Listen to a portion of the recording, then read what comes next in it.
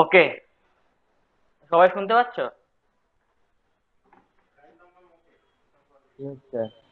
পরিষ্কার স্যার শুনতে পাচ্ছি। পরিষ্কার শোনা যাচ্ছে তো? একদম হ্যাঁ হ্যাঁ। একদম স্যার। ওকে, তো হিন্দিতে পড়াই, হ্যাঁ, যেহেতু আমাদের আমাদের ज्योति আছে, बुझते पारबे ना, ठीक है। तो बेसिकली आज को जिस चैप्टर के ऊपर हम लोग डिस्कशन करेंगे वो चैप्टर बेसिकली बहुत इंपॉर्टेंट चैप्टर है, बिकॉज आज का टॉपिक है self self structure and function. तो इस चैप्टर के विषय में या फिर इस टॉपिक के विषय में जानना और भी बहुत जरूरी हो जाता है, बिकॉज हम लोग का शरीर का हर एक अंग, हम लोग का शरीर का हर एक बॉडी पार्ट सेल्फ से बना हुआ है, मतलब कि कोश से बना हुआ है। इसका मतलब है कि हमें सेल्स को अच्छी तरह से जानना है कि हमारा शरीर में मतलब किस तरह से सेल्स बहुत सारा सेल्स जुड़ करके टिश्यू को बनाया है, फिर बहुत सारा ग्रुप ऑफ टिश्यू जुड़ करके ऑर्गन्स को बनाया है, बहुत सारा ऑर्गन्स जुड़ करके ऑर्गन सिस्टम को बनाया है, और बहुत सारा ऑर्गन सिस्टम जुड़ करके ऑर्गेनिजम्स को बनाया है, जिसको हम लोग लेवल ऑफ स्ट्रक्चरल ऑर्गेनाइजेशन कहते हैं। ठीक है। तो ये जो सेल होता है, ये सेल एक्चुअली क्या होता है, ये जानना बहुत जरूरी है। ठीक है। तो सेल एक एक टर्म से आया हुआ है। ठीक है। बेसिकली हम लोग कहते हैं सेल का मतलब होता है स्मॉल रूम। तो सेल एक टर्म है, जो टर्म का मीनिंग है सेला। सेला मतलब स्मॉल रूम, छोटा छोटा जैसे रूम होता है ना, जैसे कि तुम लोग अंडमान में सुने होंगे कि अंडमान में सेलुलर जेल है। तो उस सेलुलर जेल का नाम सेलुलर क्यों पड़ा, ये जानना जरूरी है। क्योंकि अगर तुम सेलुलर जेल कभी घूमने जाओगे तो वहाँ पे देखोगे कि उस जेल में बहुत सारा छोटा छोटा बहुत सारा रूम्स है, मतलब सेल्स जिसको कहते हैं, सेल्स है। तो सेला से ही आया हुआ है तुम्हारा सेल्स, मतलब कि स्मॉल रूम। ठीक है। तो इसी तरह से हमारा शरीर में बहुत सारा छोटा छोटा छोटा छोटा मतलब सेल जुड़ करके, हाँ, हमारा पूरा बॉडी को तैयार किया है, बॉडी का हर एक ऑर्गन को तैयार किया है। इसीलिए हम लोग सेल को कहते हैं it is a basic structural and functional unit of organism. हमें पता है कि हमारा जीवन जो है बेसिकली एक सिंगल सेल से शुरू होता है। जब फर्टिलाइजेशन होता है, फर्टिलाइजेशन होने के बाद क्या होता है, स्पर्म सेल और एक सेल वो एक दूसरे के साथ फ्यूज करता है। स्पर्म सेल और एक सेल एक दूसरे के साथ फ्यूज करने की वजह से फर्टिलाइजेशन प्रोसेस के दौरान एक सिंगल सेल बनता है, जिस सिंगल सेल को हम लोग कहते हैं, क्या कहते हैं, हम लोग जाइगोट कहते हैं। और इसी जाइगोट से सेल सर डिवीजन के आपका आवाज माध्यम कटा कटा आ रहा है से, सर। और इसी जाइगोट के माध्यम से सेल डिवीजन होने के वजह से जो है वो सिंगल सेल से बहुत सारा मल्टीपल सेल्स बनता है, और ये मल्टीपल सेल से एक हमारा मतलब फीचर्स जो है वो पूरा बनता है। ठीक है। तो इसीलिए एज बिकॉज हमारा शरीर पूरा सेल से बना हुआ है, हमारा शरीर का हर एक अंग, हर एक बॉडी ऑर्गन सेल से बना हुआ है, साथ ही साथ हमारा मतलब जीवन जो है वो एक सिंगल सेल से शुरू होता है। इसीलिए हम लोग सेल को कहते हैं cell is a basic structural functional and biological unit of all the living organism. हम लोग सेल को basic building block of life भी कह सकते हैं। समझ में आया? बेसिकली सेल का आविष्कार जिन्होंने किया था उनका नाम था रॉबर्ट हुक।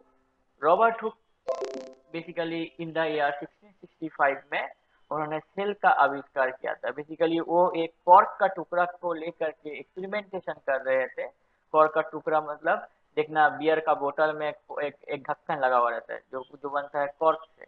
तो वो कॉर्क का टुकड़ा को लेके एक्सपेरिमेंटेशन कर रहे थे, तब वो कॉर्क का टुकड़ा को उन्होंने जब माइक्रोस्कोप के अंदर में रखा तो उन्होंने देखा कि बहुत सारा छोटा छोटा स्मॉल रूम्स लाइक स्ट्रक्चर दिखते हैं। तभी जाके उन्होंने फिर फर्दर रिसर्च करके ये सेल का आविष्कार किया। तो Robert Hooke discover the cell in the year 1665। समझ में आया सबको? सबको समझ में आया? हाँ सर। नेक्स्ट है, सेल का आविष्कार होने के बाद बहुत सारा साइंटिस्ट, सेल का आविष्कार होने के बाद बहुत सारा साइंटिस्ट और भी रिसर्च करने लगे और भी बहुत सारा एक्सपेरिमेंटेशन करने लगे। तब जाकर इन द ईयर 1839 दो साइंटिस्ट थे जैसे कि Matthias Jakob Schleiden and Theodor Schwann. इन दोनों ने एक सेल थ्योरी का आविष्कार किया, सेल थ्योरी को इंट्रोड्यूस किया। इस सेल थ्योरी में 3 पॉइंट को कहा गया है। वो 3 पॉइंट क्या है? सबसे पहले पॉइंट में ये कहा गया है कि all the organisms are compose of one or more sales. मतलब हर एक ऑर्गेनिज्म, जिस ऑर्गेनिज्म के अंदर में प्राण है, ठीक है, वो हर एक ऑर्गेनिज्म एक अथवा एक से अधिक सेल से बना हुआ है, ठीक है। मतलब मल्टी सेलुलर या फिर यूनिसेलुलर। यूनिसेलुलर का मतलब क्या होता है? यूनि का मतलब होता है वन, मतलब सिंगल। मतलब जो ऑर्गेनिज्म सिंगल सेल से बना हुआ होता है, उन्हीं ऑर्गेनिजम्स को हम लोग यूनिसेलुलर ऑर्गेनिज्म कहते हैं। ठीक इसी तरह से जो ऑर्गेनिज्म एक से अधिक सेल से बनता है, उस ऑर्गेनिज्म को हम लोग मल्टी सेलुलर ऑर्गेनिज्म कहते हैं। जैसे कि हम लोग, जैसे कि तुम, जैसे कि ह्यूमन बींग, एनिमल्स, बहुत सारा सेल से बना हुआ है उनका बॉडी, इसीलिए they are the multi cellular organism. ठीक है। नेक्स्ट है तुम्हारा, नेक्स्ट पॉइंट जो सेल थ्योरी में कहा गया है वो है कि cell are the fundamental unit of structure and functional in all the living organism. Cell जो है एक लिविंग ऑर्गेनिज्म के शरीर में एक structural and fundamental functional unit है। तीसरा पॉइंट जो सेल थ्योरी में कहा गया है वो है कि all the sales comes from pre existing cells. इसका मतलब क्या है? प्री एग्जिस्टिंग मतलब क्या है? जो सेल्स हमारे शरीर में पहले से ही प्रस्तुत रहता है, पहले से ही प्रेजेंट रहता है, उसी सेल से सेल डिवीजन के माध्यम से नया नया सेल्स जो है वो प्रोड्यूस होता है। इसका मतलब हर एक नया सेल हमारा शरीर में जो ऑलरेडी सेल प्रेजेंट है उसी से उत्पन्न होता है। इसीलिए थर्ड पॉइंट में सेल थ्योरी में ये कहा गया है कि all the sales comes from pre existing cells. समझ में आया सेल थ्योरी सबको? किसी को डाउट? सेल थ्योरी समझ में आया? अरुणिमा, अरुणिमा, आकाश, अनुभव, श्रावणी, जिगीषा, ज्योति, বুদ্ধিশ্বর, হ্যাঁ মঞ্জিতা, স্যার। মনোজিৎ। হ্যাঁ স্যার। কারো কোনো অসুবিধা হচ্ছে না তো? না স্যার। नेक्स्ट हम लोग जानेंगे सेल के टाइप्स के विषय में। सेल्स को बेसिकली हम लोग मेनली दो टाइप में क्लासिफाई करते हैं। सबसे पहला क्लासिफिकेशन है प्रोकैरियोटिक सेल और दूसरा क्लासिफिकेशन है eukaryotic cell. Prokaryotic cell sir sir हाँ हाँ बोलो স্যার আমি মঞ্জুষা একটা কথা বলছি স্যার পড়ানোর মাঝখানে। बोलो बोलो। স্যার স্যার আমি আজকে আসলে ভ্যাকসিন দিতে এসেছি ঠিক ডোজটা আছে, সেকেন্ড ডোজ। অসুবিধা নাই, অসুবিধা নাই, অসুবিধা নাই। হ্যাঁ হ্যাঁ আমি অনলাইনে আছি, দরকার হলে একটু অফ হয়ে যাবো বুঝলেন তো স্যার, ओके লেফট হয়ে যাবো। Okay okay. तो ঠিক আছে স্যার। प्रोकैरियोटिक सेल एक इस टाइप का सेल्स होता है जिस सेल्स में न्यूक्लियस नहीं होता है। मेम्ब्रेन बाउंड ऑर्गेनेली जो है, जो तुम्हारा सेल मेम्ब्रेन है वो भी नहीं होता है। तो प्रोकैरियोटिक सेल एक इस टाइप का सेल है जिस सेल में न्यूक्लियस नहीं होता है, मेम्ब्रेन बाउंड ऑर्गेनेली नहीं होता है। जैसे कि मैक्सिमम जो प्रोकैरियोटिक सेल्स होता है वो basically single cell cellular organisms होता है। मतलब इस टाइप का ऑर्गेनिज्म, जो ऑर्गेनिज्म एक सेल से बना हुआ है, वो एक सेल से बना हुआ ऑर्गेनिज्म मोस्टली प्रोकैरियोटिक टाइप का सेल होता है। जैसे कि उदाहरण स्वरूप red blood corpuscle RBC is a prokaryotic cell. Bacteria is a prokaryotic cell. RBC को क्यों प्रोकैरियोटिक सेल कह रहे हैं? बिकॉज आरबीसी को अगर तुम आरबीसी का स्ट्रक्चर को तुम अगर देखोगे तो तुम पाओगे कि आरबीसी के अंदर में कोई न्यूक्लियस नहीं होता। और आरबीसी के अंदर में कोई न्यूक्लियस नहीं होता, इसी कारण जो है आरबीसी अपने अपने अपना जो साइज है वो अपने मतलब अनुसार उसको चेंज कर सकता है। ठीक है। हमें पता है कि हमारा जो ब्लड है, ब्लड में ही ब्लड सेल्स रहता है, आरबीसी से रहता है। तो हमारा ब्लड आर्टरी में से पास करता है और आर्टरी एक एंड में जाकर के वो नैरो हो जाता है और भी ज्यादा एंड में जाके बहुत सारा ब्रांचेस प्रोड्यूस होते हैं जिसको हम लोग कैपिलरीज कहते हैं। इसका मतलब क्या? आर्टरी हर एक जगह पे घुस करके ब्लड सप्लाई नहीं कर पाता है, जैसे कि टिश्यूज में, सेल्स में। तो इसीलिए कैपिलरीज के माध्यम से जो है ब्लड को सप्लाई किया जाता है। कैपिलरीज के अंदर में जो लूमेन है वो बहुत ज्यादा पतला है, तो उतना कम जगह को ऑक्यूपाई करने के लिए आरबीसी क्या करता है, अपना शेप को परिवर्तन करके वो इजीली कैपिलरीज में से होकर के पास कर जाता है। तो ये आरबीसी का एक एडवांटेज है कि उसमें न्यूक्लियस नहीं होता। ठीक है, तो बेसिकली एज बिकॉज आरबीसी में कोई न्यूक्लियस नहीं होता इसीलिए इसको प्रोकैरियोटिक सेल कहते हैं। एंड बैक्टीरिया में भी कोई न्यूक्लियस नहीं होता इसीलिए भी हम लोग बैक्टीरिया को प्रोकैरियोटिक सेल कहते हैं। समझ में आया? समझ में आया? ठीक है। अच्छा, नेक्स्ट है यूकैरियोटिक सेल। प्रोकैरियोटिक सेल के विषय में हमने जान लिया, अभी हमें जानना जरूरी है जो सेकंड क्लासिफिकेशन सेल का है वो बेसिकली यूकैरियोटिक सेल्स है। तो ये यूकैरियोटिक सेल्स क्या होता है इसको जानना भी बहुत इंपॉर्टेंट है। यूकैरियोटिक सेल एक इस टाइप का सेल होता है जिस सेल्स में न्यूक्लियस होता है, मेम्ब्रेन बाउंड ऑर्गेनेलिज होता है, सेल मेम्ब्रेन होता है। ठीक है, बेसिकली यूकैरियोटिक सेल से बना हुआ जो ऑर्गेनिजम्स होते हैं they are basically multi cellular in nature. They are multi cellular organism, मतलब इस टाइप का ऑर्गेनिज्म जो ऑर्गेनिज्म एक से अधिक सेल से बना हुआ है उस टाइप का ऑर्गेनिज्म को बेसिकली उस टाइप का ऑर्गेनिज्म जिस सेल से बना हुआ होता है उस टाइप का ऑर्गेनिज्म को हम लोग कहते हैं यूकैरियोटिक सेल। उदाहरण स्वरूप plant cell, animal cell, all the plant cell and animal cell are basically what kind of cell? Pro eukaryotic cell। समझ में आया? बिकॉज देखो एनिमल्स का शरीर बहुत सारा सेल से बना हुआ है, तो basically they are multicellular organism. Plant जो है बहुत सारा सेल से बना हुआ है, तो they are the multicellular organism. So as because plant and animal both are basically made up of one more than one cell, so they are multicellular organisms and because of that they are the eukaryotic cells। समझ में आया? বুঝতে পেরেছো সবাই? Sir বলছি তাহলে human বডিও আমাদের eukaryotic sell দিয়ে তৈরি। একদম, because we are the animals না, আমরা তো অ্যানিমাল, আমরা অ্যানিমালের হ্যাঁ ক্যাটাগরিতে পড়ি। তো basically we are also made up of eukaryotic cell because we are basically multi cellular organism. ঠিক আছে, হ্যাঁ স্যার হ্যাঁ। নেক্সট হচ্ছে we are going to do a comparison between prokaryotic and eukaryotic cell. তো আমরা এখন কম্পারিজন করে দেখবো যে প্রোক্যারিওটিক সেল আর ইউক্যারিওটিক সেল কি হয়, মানে তাদের মধ্যে কি पार्थक्य থাকে, क्या क्या डिफरेंस होता है प्रोकैरियोटिक सेल से यूकैरियोटिक सेल में, ये जानना जरूरी है। तो प्रोकैरियोटिक सेल जैसे टिपिकल ऑर्गेनिज्म अगर हम पकड़ ले तो बैक्टीरिया है, आर्चेरिया है, देन यूकैरियोटिक में प्रोटिस्टा, फंगी, प्लांट्स, एनिमल्स, ये सब आता है। जनरली प्रोकैरियोटिक सेल्स का जो टिपिकल साइज होता है वो बेसिकली 1 से 5 माइक्रोमीटर होता है। यूकैरियोटिक सेल का जो साइज होता है वो 10 से 100 माइक्रोमीटर होता है। जो न्यूक्लियस प्रोकैरियोटिक सेल में रहता है वो बेसिकली ट्रू न्यूक्लियस नहीं होता, फॉल्स न्यूक्लियस होता है, या फिर न्यूक्लियस होता ही नहीं है, अगर होता भी है तो फॉल्स न्यूक्लियस होता है। यूकैरियोटिक सेल में जो है तुम्हारा न्यूक्लियस होता है, जिस न्यूक्लियस में तुम्हारा क्रोमोसोम्स है, लीनियर मॉलिक्यूल, ठीक है, उसके बाद हिस्टोन प्रोटीन्स रहता है। ठीक है, दूसरा है जो आरएनए या फिर प्रोटीन सिंथेसिस होता है वो basically coupled in cytoplasm in prokaryotic.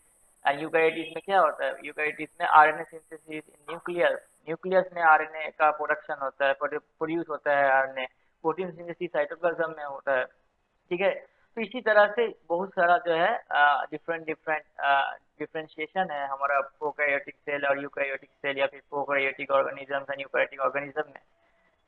ठीक है, समझ में आया?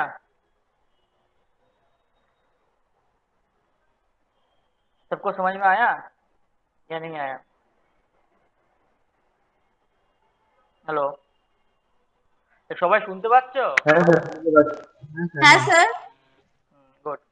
नेक्स्ट नेक्स्ट अभी हम लोग जानेंगे सेल के स्ट्रक्चर के विषय में।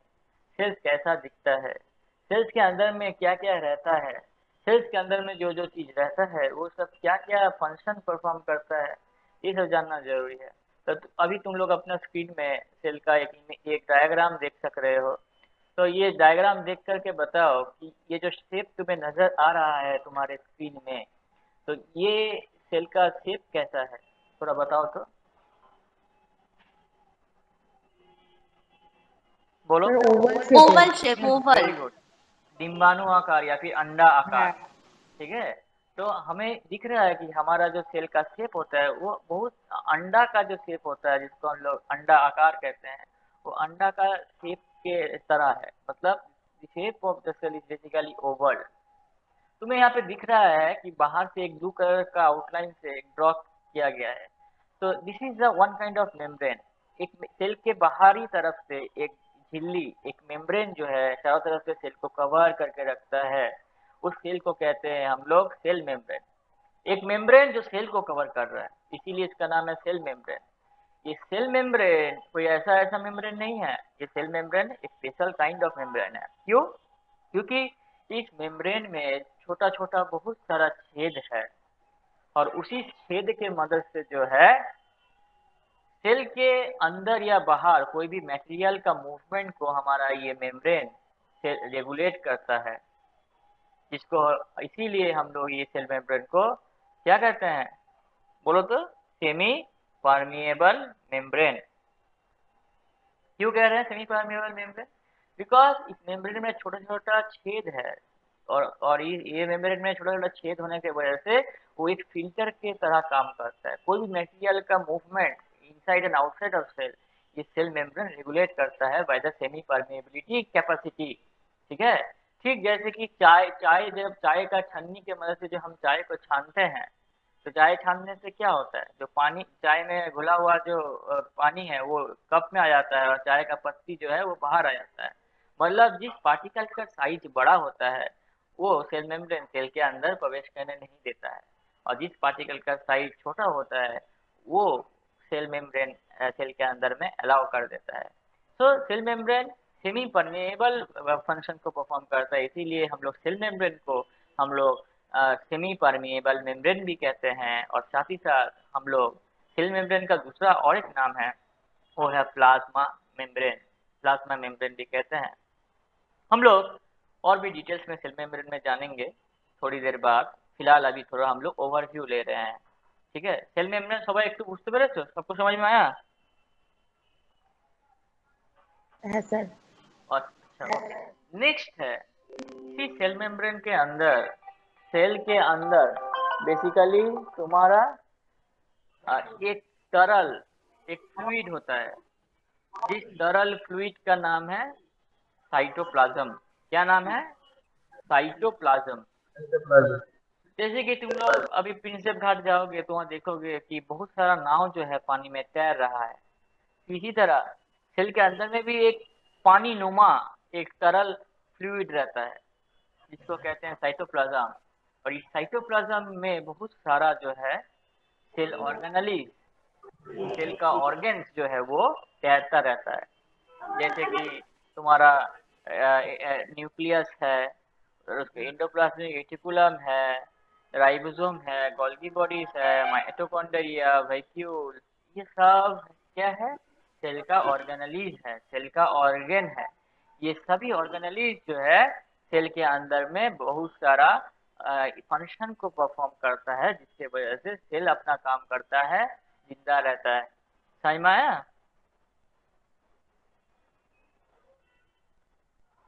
दूसरा है, तुम लोगों को डायग्राम में दिख रहा होगा, तुम लोग डायग्राम को देख करके मुझे बताओ कि इतना सारा ऑर्गेनेलिज में से सबसे बड़ा ऑर्गेनेलिज तुम्हें कौन सा आंखों देखे पता लग रहा है? बताओ तो। Sir nucleus. Very good, nucleus. Nucleus जो है हमें दिख रहा है कि वो सबसे बड़ा है। तो एग्जाम में ये पूछा जाता है कि which is the largest cell organelles in the human body. इंसान के शरीर में सबसे बड़ा सेल ऑर्गेनेलिज कौन सा है? तो उसका उत्तर है न्यूक्लियस।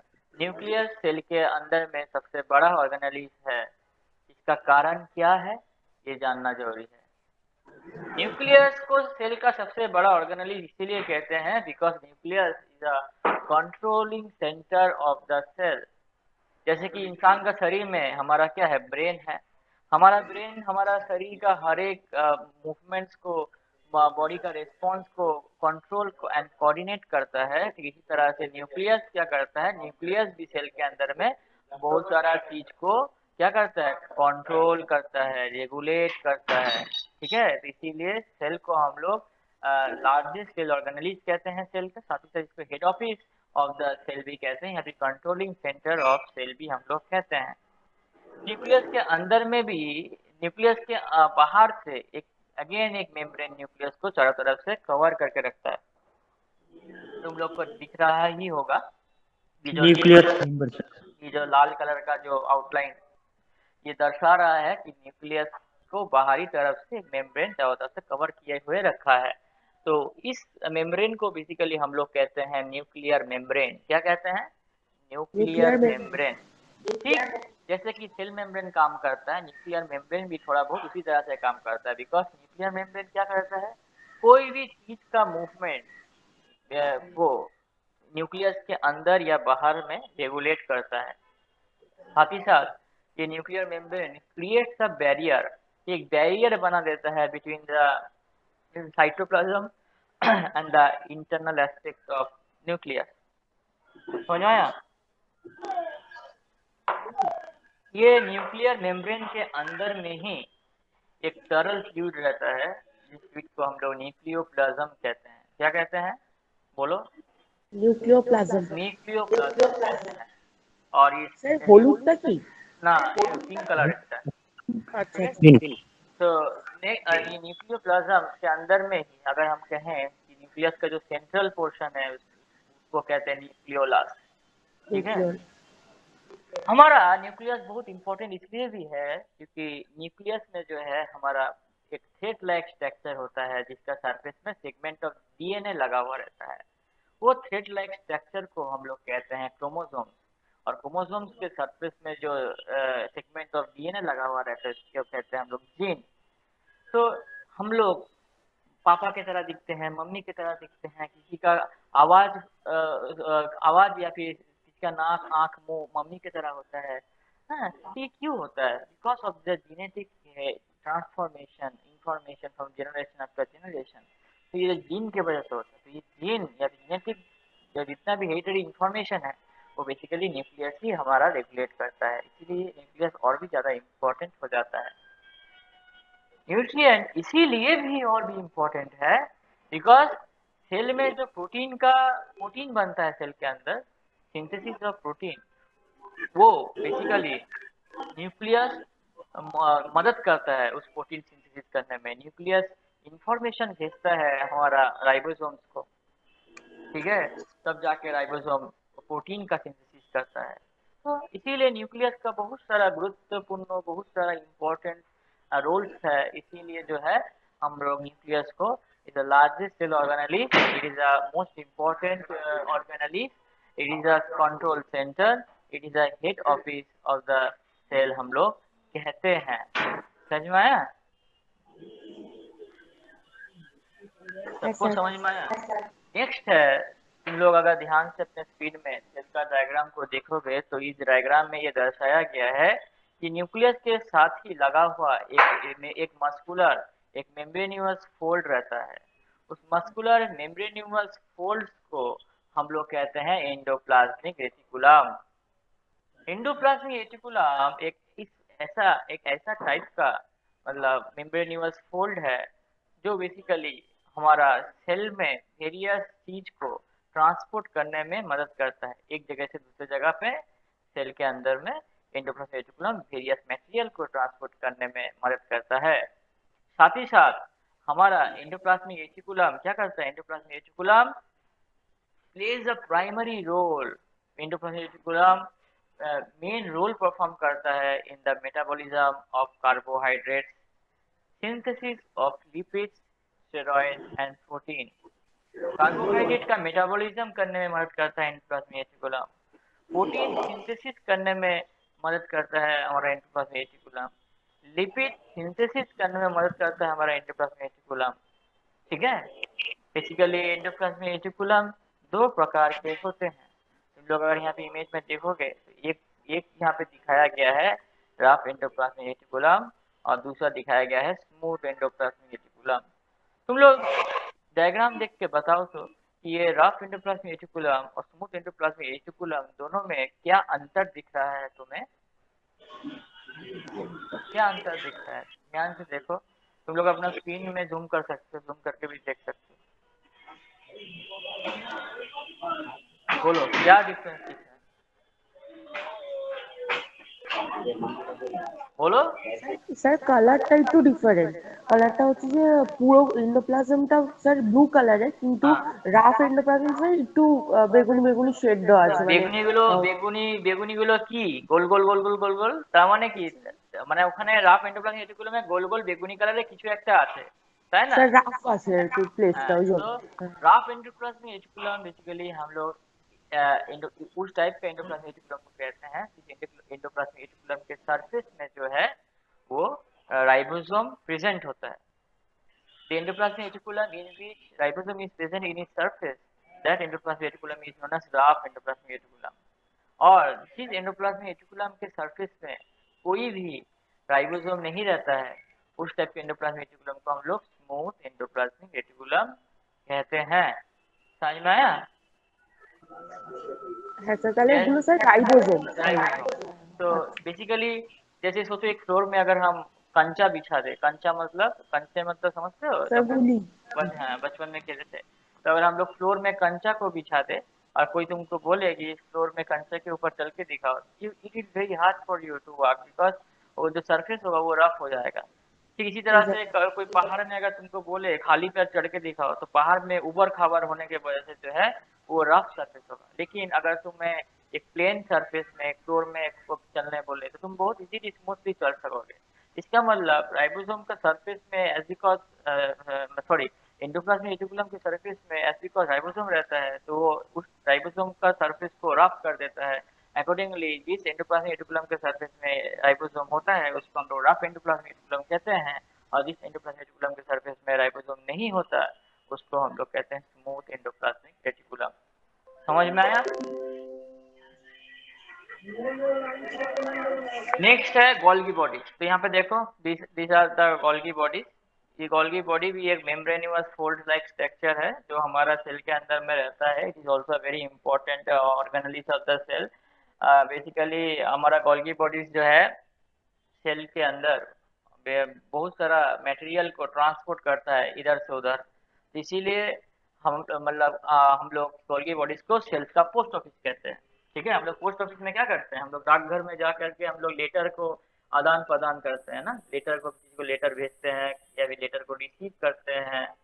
तो बेसिकली गोल्गी बॉडी है बिकॉज तुम्हारा वेरियस मटेरियल को सेल के अंदर में वो ट्रांसपोर्ट कर रहा है हाँ एक जगह से दूसरी जगह, इसीलिए गोल्गी बॉडीज को हम लोग सेल का पोस्ट ऑफिस कहते हैं। साथ ही साथ गोल्गी बॉडी प्रोटीन को पैकेजिंग करने में मदद करता है, इसलिए गोल्गी बॉडीज को हम लोग प्रोटीन पैकेजिंग प्लांट भी कहते हैं। एग्जाम में पूछा जाता है which is the cell post office, which organelle is known as cell post office, your answer should be Golgi body. Exam में पूछता है which is the protein packaging plant, your answer should be Golgi body. ठीक है, समझ में आया? বুঝতে পেরেছো?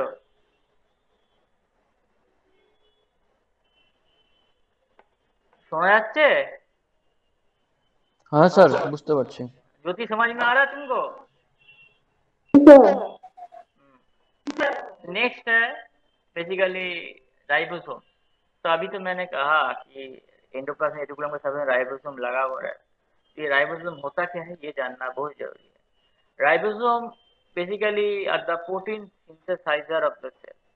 जो ऑर्गेनेलिस प्रोटीन को बनाता है उसी ऑर्गेनेलिस को हम लोग कहते हैं राइबोसोम। ठीक है, दूसरा है हमारा माइटोकॉन्ड्रिया। ठीक है, तो mitochondria is a very important organelles of the cell. Mitochondria क्या करता है, माइटोकॉन्ड्रिया सेल को काम करने के लिए एनर्जी प्रोड्यूस करता है in the form of ATP. तो जो सेल ऑर्गेनेलिस एनर्जी का फॉर्मेशन करे, जो सेल ऑर्गेनेलिस एनर्जी का प्रोडक्शन करे in the form of ATP, उस टाइप का सेल ऑर्गेनेलिस को हम लोग कहते हैं माइटोकॉन्ड्रिया। एटीपी का फुल फॉर्म होता है एडिनोसिन ट्राइफॉस्फेट। तो एटीपी फॉर्म में जो है एनर्जी का प्रोडक्शन करता है हमारा माइटोकॉन्ड्रिया, जिस एनर्जी के वजह से जो है सेल उस एनर्जी को कंज्यूम करके काम करता है। ठीक है, ये माइटोकॉन्ड्रिया का स्ट्रक्चर का तुम ध्यान से देखोगे तो यहाँ पे क्रीज एंड क्रॉस पैटर्न दिख रहा है। माइटोकॉन्ड्रिया में क्रिस्टिया होता है, तो बेसिकली ये जो क्रिस्टिया होता है इस क्रिस्टिया में ही जो है बेसिकली तुम्हारा एटीपी फॉर्मेशन में एनर्जी प्रोडक्शन होता है माइटोकॉन्ड्रिया के द्वारा। एज बिकॉज माइटोकॉन्ड्रिया एक ऐसा सेल ऑर्गेनेलिस है जो सेल को काम करने के लिए एनर्जी प्रोड्यूस कर रहा है, एनर्जी प्रोवाइड कर रहा है एटीपी फॉर्मेशन एटीपी फॉर्म में, इसीलिए हम लोग माइटोकॉन्ड्रिया को पावर हाउस ऑफ सेल कहते हैं। एग्जाम में पूछा जाएगा which is the power house of the cell, your answer should be the power house of cell is the mitochondria. समझ में आया? जी सर। नेक्स्ट है तुम्हारा लाइसोसोम, ठीक है, दिस इज द लाइसोसोम। ये लाइसोसोम थोड़ा मजेदार एक सेल ऑर्गेनेलिस है सेल के अंदर, बिकॉज कि लाइसोसोम एक ऐसा सेल ऑर्गेनेलिस है जिसके अंदर में एक special kind of digestive enzyme रहता है। हमारे शरीर में भी डाइजेस्टिव एंजाइम है जिसके मदद से क्या करते हैं हम लोग, हजम हजम होता है, हम पाचन क्रिया अच्छा होता है ना, खाना खाते हैं तो वो पाचन बहुत अच्छी तरह से हो जाता है।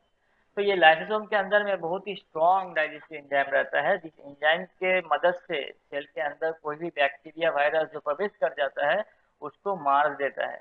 और जब वो डाइजेस्टिव एंजाइम से वो सेल के अंदर बैक्टीरिया वायरस को मारता है, तब वो खुद को भी अपना डाइजेस्टिव एंजाइम से खुद को भी मार डालता है। इसीलिए लाइसोसोम को हम लोग सुसाइडल बैग कहते हैं, बिकॉज वो अपना डाइजेस्टिव एंजाइम से ही दूसरे को, दूसरा वायरस बैक्टीरिया को मारते मारते खुद को ही किल कर देता है, खुद को ही मार डालता है। इसीलिए मतलब इसको हम लोग कहते हैं सुसाइड करना ना, खुद को, खुद का जिंदगी खुद लेना मतलब सुसाइड करना। तो लाइसोसोम खुद ही मर जाता है, इसीलिए इसको कहते हैं सुसाइडल बैग। तो इसीलिए एग्जाम में अगर पूछा गया which cell organisation known as suicidal bag, your answer should be the lysosome. ये लाइसोसोम हमारा बहुत सारा दूसरा जगह पे भी रहता, मतलब रहता है, जैसे कि हम लोग जब रोते हैं हमारे आंसू में भी लाइसोसोम रहता है। तो अगर देखना आंख में कभी धूल मट्टी गिर जाए तो हमारे आंखों से तुरंत पानी निकल के आता है, तो टीयर्स में भी हमारा लाइसोसोम रहता है। तो अगर कोई आंखों में कुछ गंदगी चला जाएगा तो उसको भी वो नष्ट करने में मदद करता है, कोई पैथोजन। दूसरा है हम लोग जो खाना खाते हैं, हमारा जो लार है जिसको हम लोग सलाइवा कहते हैं, तो वो सलाइवा में भी लाइसोजाइम होता है। और ये लाइसोजाइम भी क्या करता है, खाने में अगर कोई बैक्टीरिया वायरस पैथोजन है उसको मारने में सक्षम होता है, ठीक है। तो lysozyme is known as suicidal bag. समझ में आया? हाँ सर। नेक्स्ट है क्लोरोप्लास्ट। ये क्लोरोप्लास्ट बेसिकली एक ऐसा सेल ऑर्गेनेलिस है जो सिर्फ प्लांट सेल में पाया जाता है। एनिमल सेल में कोई क्लोरोप्लास्ट नहीं होता, बिकॉज एनिमल तो धूप का रोशनी से खाना नहीं बनाता अपना। अगर हम तो सारा दिन खाना नहीं खाएंगे और सोचेंगे चलो थोड़ा धूप के सामने बैठ जाते हैं पेट भर जाएगा, ऐसा क्या होता है? ऐसा नहीं होता है। लेकिन प्लांट के साथ ऐसा होता है। प्लांट के अंदर में, प्लांट सेल के अंदर में क्लोरोप्लास्ट होता है, जिसके वजह से प्लांट ग्रीन होता है, वन काइंड ऑफ पिगमेंट जिसको कहते हैं क्लोरोफिल। तो ये क्लोरोफिल, क्लोरोप्लास्ट की वजह से जो है फोटोसिंथेसिस प्रोसेस के माध्यम से सूर्य का रोशनी से जो है प्लांट अपना खाना खुद बनाता है, ठीक है। तो सिर्फ एकमात्र प्लांट सेल के अंदर ही जो है क्लोरोप्लास्ट रहता है, एनिमल सेल में नहीं रहता। दूसरा है वैक्यूल्स, ठीक है। तो वैक्यूल्स एक इस टाइप का सेल ऑर्गेनेलिस है जो सेल के अंदर वेरियस मटेरियल को स्टोर करके रखता है, जैसे कि वाटर को स्टोर करता है, देन फूड को स्टोर करता है, अदर वेस्ट मटेरियल को स्टोर करता है, ठीक है। तो तुम लोग को तो मैक्सिमम एनिमल सेल के विषय में हमने बोल ही दिया, हर एक सेल ऑर्गेनाइज और सेल के विषय में। अभी जो जानना जरूरी है वो ये है कि हमारा जो प्लांट सेल है, प्लांट सेल का बाहर से जो मेम्ब्रेन कवर करके रखता है प्लांट को, उसको हम लोग कहते हैं सेल वॉल। इसका मतलब सेल वॉल प्लांट सेल में होता है, बिकॉज प्लांट जो है is a stationary object. Plant को एक ही जगह पे खड़े होकर इन्वायरमेंटल चेंजेस जितना भी होगा, धूप, बारिश, आंधी तूफान, सब उसको मतलब सहन करना पड़ता है। तो इसीलिए प्लांट सेल का बाहरी जो मेम्ब्रेनियस कवरिंग है वो थोड़ा मोटा होना बहुत जरूरी है, वो थोड़ा थिकर होना बहुत जरूरी है। इसीलिए प्लांट सेल में जो बाहरी मेम्ब्रेन कवर रहता है उसको कहते हैं हम लोग सेल वॉल। सेल वॉल थोड़ा ज्यादा मोटा होता है सेल मेम्ब्रेन के कंपेरिजन में। और एनिमल सेल में बेसिकली सेल मेम्ब्रेन या प्लाज्मा मेम्ब्रेन होता है, सेल वॉल नहीं होता है, बिकॉज सेल मेम्ब्रेन थोड़ा थिन होता है। बिकॉज एनिमल तो मोबाइल ऑर्गेनिज्म है, तो वो अपने आप को कहीं मूव करके अपने आप का प्रोटेक्शन, इन्वायरमेंटल चेंजेस से अपने आप को बचाए रख सकते हैं। इसीलिए एनिमल सेल में सेल मेम्ब्रेन या प्लाज्मा मेम्ब्रेन होता है और प्लांट सेल में सेल वॉल होता है। समझ में आया?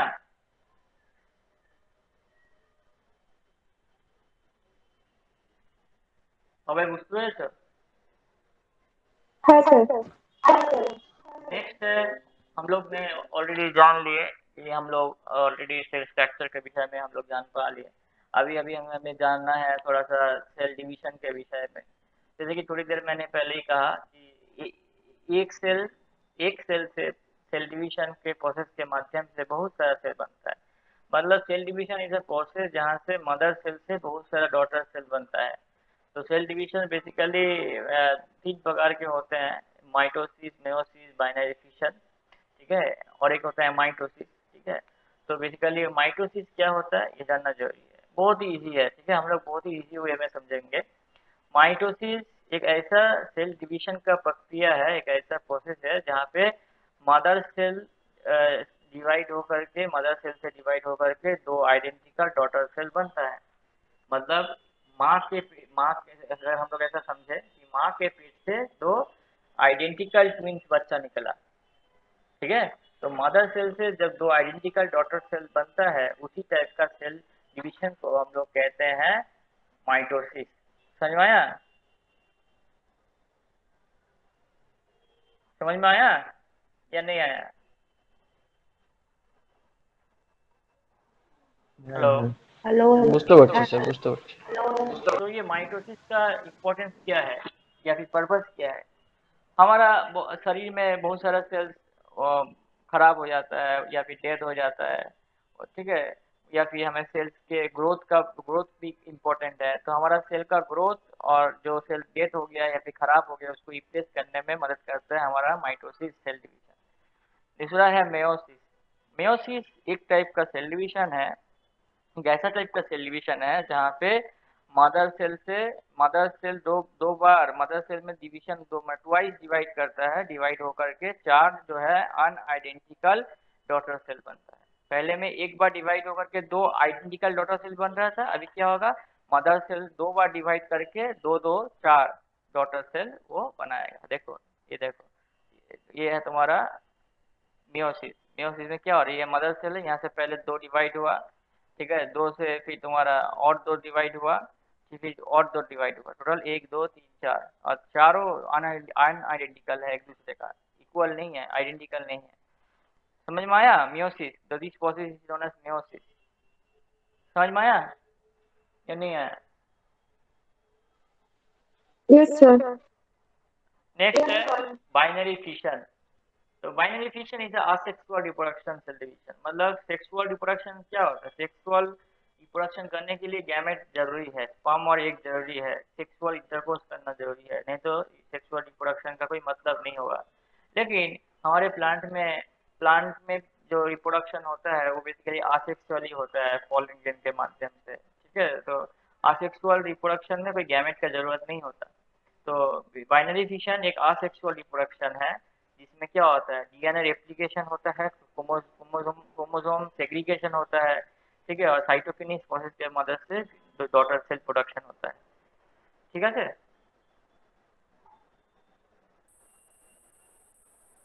समझ में आया?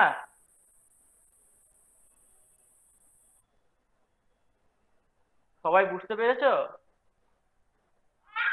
হ্যাঁ স্যার, বুঝতে পারছি। अच्छा, 6 लेवल्स ऑफ सेलुलर ऑर्गेनाइजेशन, तो हमने बोल ही दिया है कि 6 लेवल्स होते हैं। सबसे पहले केमिकल लेवल होता है जहाँ पे बहुत सारा मतलब बहुत सारा एटॉम्स जुड़ करके मॉलिक्यूल्स को बनाता है। देन बहुत सारा सेल्स जुड़ करके टिश्यू को बनाता है, बहुत सारा टिश्यू जुड़ करके ऑर्गन को बनाता है, बहुत सारा ऑर्गन जुड़ करके ऑर्गन सिस्टम को बनाता है, और बहुत सारा ऑर्गन सिस्टम जुड़ करके एक एंटायर ऑर्गेनिजम्स को बनाता है, ठीक है।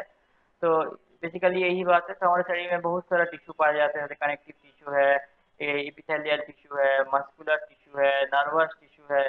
तो this tissues are very important. जैसे कि हमारा बोन्स है, हमारा बोन, हमारी जो हड्डियां हैं, हड्डी, ये सब basically bones are the connective tissue. Epithelial tissue जो है हमारे शरीर में बहुत जगह में पाए जाते हैं। हमारा शरीर का जो कवरिंग है, ठीक है, वो कवरिंग को हमारा एपिथेलियल टिश्यू ही बनाता है। हमारे शरीर में जो हॉलो ऑर्गन है उसका जो इनर लाइनिंग है बॉडी कैविटीज का, वो भी एपिथेलियल टिश्यू बनाता है। तो एपिथेलियल टिश्यू हमारे शरीर में बहुत जगह में पाया जाता है।